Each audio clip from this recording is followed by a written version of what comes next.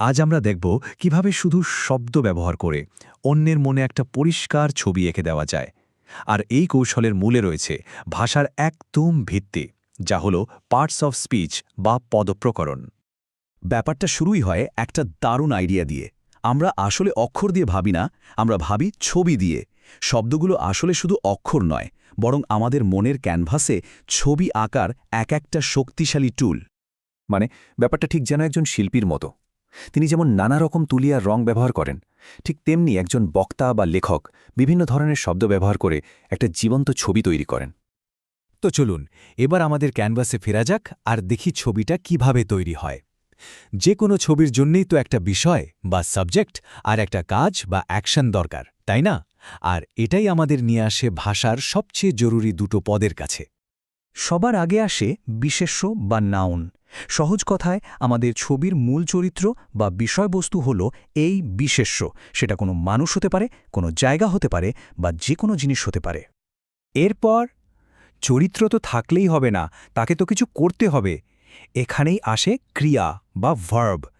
এই ক্রিয়াই আমাদের ছবির চরিত্রকে কোনো কাজ দেয়, তার মধ্যে একটা গতি নিয়ে আসে, ছবিটাকে জীবন্ত করে তোলে। এখানে কিন্তু একটা বেশ মজার ব্যাপার আছে। ভাষাবিদরা বলেন বিশেষ্য হল সময় স্থিতিশীল একটা ধারণা। ধরুন কুকুর শব্দটা, কুকুরটা তো কুকুরই থাকে, তাই না? কিন্তু ঘেউ ঘেউ করা, এটা তো একটা নির্দিষ্ট মুহূর্তের ঘটনা। তাই ক্রিয়া হল সময় অস্থিতিশীল ধারণা।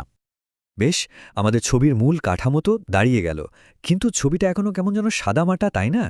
এবার এতে রং আর প্রাণ দেওয়ার পালা।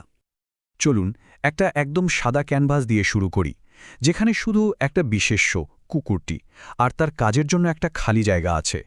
এবার দেখা যাক কয়েকটা শব্দ যোগ করে এটাকে কিভাবে বদলে দেওয়া যায়।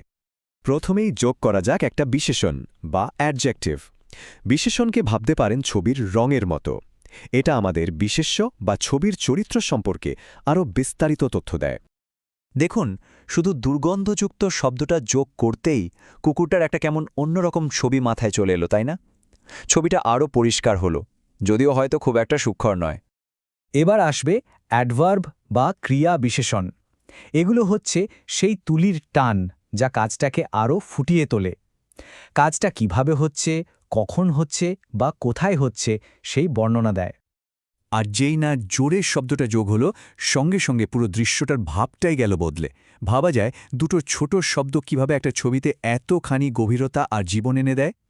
ইংরেজিতে অ্যাডভার্ব চেনার একটা সহজ উপায় আছে। বেশিরভাগ সময় দেখবেন অ্যাডজেক্টিভের শেষে শুধু একটা ly যোগ করে দিলেই কাজ হয়ে যায়। অবশ্য কিছু ব্যতিক্রমী নিয়ম তো আছেই। কিন্তু একটা ছবি মানে তো শুধু আলাদা আলাদা চরিত্র আর তার বর্ণনা নয়, তাই না? এই সবগুলোকে একসাথে জুড়ে রাখার জন্য তো কিছু একটা লাগে। এই কাজটাই করে কিছু শব্দ, অনেকটা অদৃশ্য আঠার মতো। এদেরকে বলে ফাংশন ওয়ার্ড। নাউন বা ভার্বের মতো এরা নিজেরা কোনো ছবি তৈরি করে না, কিন্তু এদের ছাড়া পুরো বাক্যটাই কিন্তু অসম্পূর্ণ থেকে যায়। এরা শব্দের মধ্যে সম্পর্ক তৈরি করে। এই বাক্যটা দেখুন, আমি রাইটিং সেন্টারের হেঁটে গেলাম। মাঝখানে কি যেন একটা নেই, তাই না? আমার সাথে রাইটিং সেন্টারের সম্পর্কটা ঠিক কি, সেটা কিন্তু পরিষ্কার না। এবার দেখুন মজাটা। যদি বলি দিকে হেঁটে গেলাম, একরকম ছবি। যদি বলি পাশ দিয়ে হেঁটে গেলাম, ছবিটা পুরো অন্যরকম। আবার ভেতরে বা চারপাশে বললে তো গল্পটাই বদলে যাচ্ছে। তার মানে একটা মাত্র ছোট্ট শব্দ পুরো ছবিটাকে নিয়ন্ত্রণ করতে পারে। তাহলে আসল ব্যাপারটা কি দাঁড়ালো? আসল ব্যাপারটা হলো একটা শব্দ নিজে কি, তার চেয়েও অনেক বেশি গুরুত্বপূর্ণ হলো বাক্যে সে কি কাজটা করছে। আচ্ছা, একটা শব্দ নেওয়া যাক, ট্রাভেলিং। বলুন তো এটা কি, বিশেষ্য, ক্রিয়া নাকি বিশেষণ? একটু ভাবলেই বোঝা যাবে এখানে একটা প্যাঁচ আছে। মজার ব্যাপার হলো উত্তরটা নির্ভর করছে শব্দটা বাক্যে কি কাজ করছে তার উপর। যেমন যখন আমরা বলি ট্রাভেলিং ইজ এক্সপেন্সিভ, তখন ট্রাভেলিং হলো বাক্যের কর্তা, মানে এটা একটা বিশেষ্য। আবার যদি বলি ক্যারল ইজ ট্রাভেলিং, তখন এটা একটা কাজ, মানে ক্রিয়া। আর দ্য ট্রাভেলিং সেলসম্যান, বাক্যে এটা সেলসম্যানকে বর্ণনা করছে, কাজেই এটা একটা বিশেষণ। আর এটাই হলো ব্যাকরণ শেখার আসল রহস্য। শব্দের দিকে না তাকিয়ে তার কাজের দিকে তাকান, তাহলেই দেখবেন সবকিছু কত সহজ হয়ে গেছে। শব্দের পরিচয় তার কাজে, তার রূপে নয়।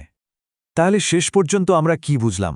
শব্দের কাজটাই যদি তার পরিচয় হয়, তাহলে ব্যাকরণের যে কঠিন নিয়মগুলোর কথা আমরা শুনি সেগুলো আসলে কি নিয়ম, নাকি মনের ভাবটাকে নিখুঁতভাবে প্রকাশ করার জন্য একটা সুন্দর ছবি আঁকার জন্য কিছু শৈল্পিক গাইডলাইন মাত্র?